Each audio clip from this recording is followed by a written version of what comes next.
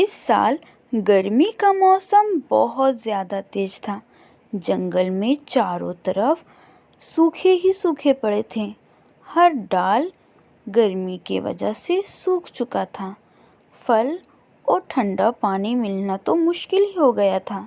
जंगल के सारे परिंदे बहुत परेशान थे और एक दिन टुनटुनी चिड़िया फल और अनाज की तलाश में उड़ती हुई जंगल से बहुत ज़्यादा दूर चली गई। तभी उसे दूर एक पहाड़ी के पीछे एक फल दिखाई देता है। वो उस फल के करीब जाती है तो देखती है वो दरख्त बिल्कुल ही सूखा है, लेकिन उसमें बहुत ही अच्छे से ताज़े ताज़े दो फल लगे हुए हैं, एक हरे रंग का और एक लाल रंग का। उफ, कितनी ज़्यादा गर्मी है। मैं तो बहुत ज़्यादा थक गई। जंगल में ढूंढ ढूंढ कर परेशान हो गई। कहीं पर अनाज का एक दाना, फल का एक छोटा सा टुकड़ा नहीं मिल रहा।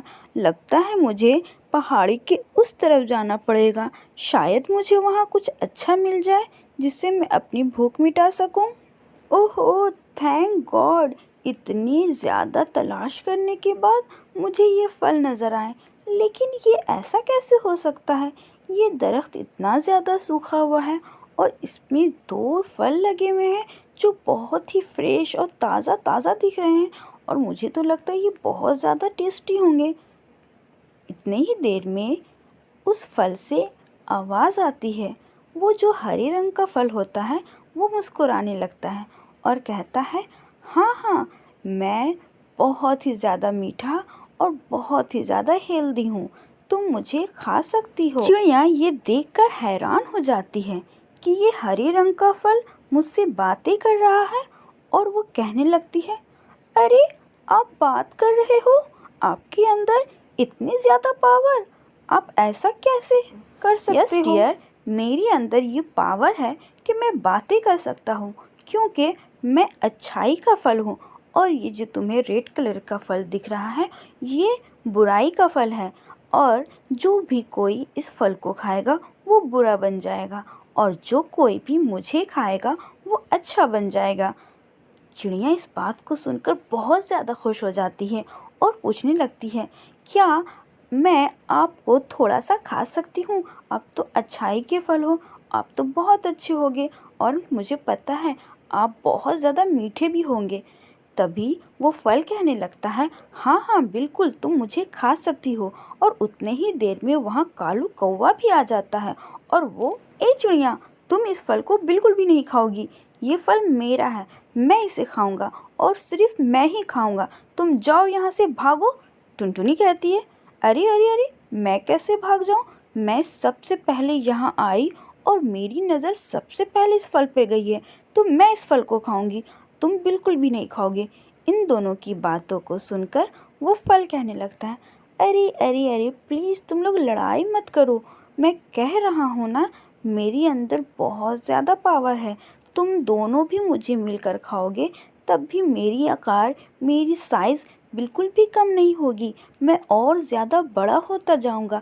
मैंने तुमसे कहा ना, मैं नेकी, भलाई, अच्छाई का फल हूँ, तो तुम मुझे बेझिझक पेट भरकर खा सकते हो और रोज़ खा सकते हो।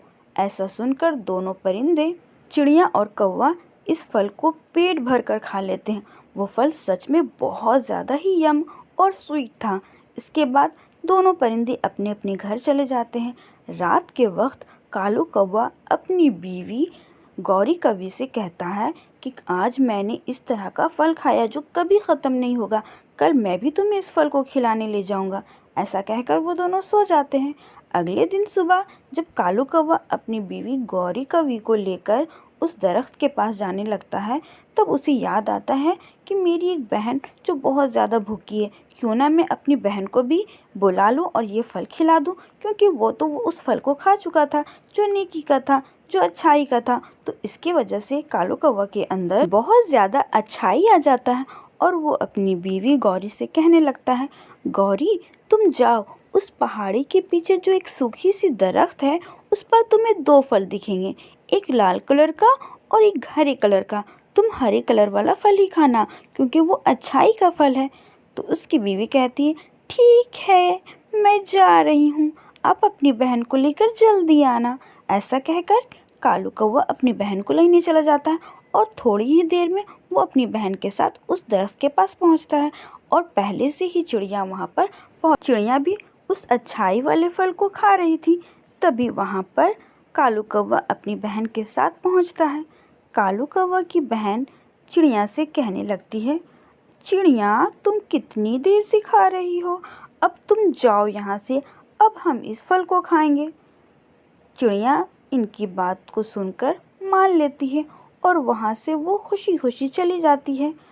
उसके बाद कालू कौवा की बहन की नज़र उस लाल कलर के फल में जाती है और वो कहने लगती है, तुम दोनों इस क्या हरे से फल को खा रहे हो, इस फल को देखो, ये तो लाल है और लाल फल हरे फल से ज़्यादा टेस्टी होता है, क्यों ना हम इस फल को खाएं।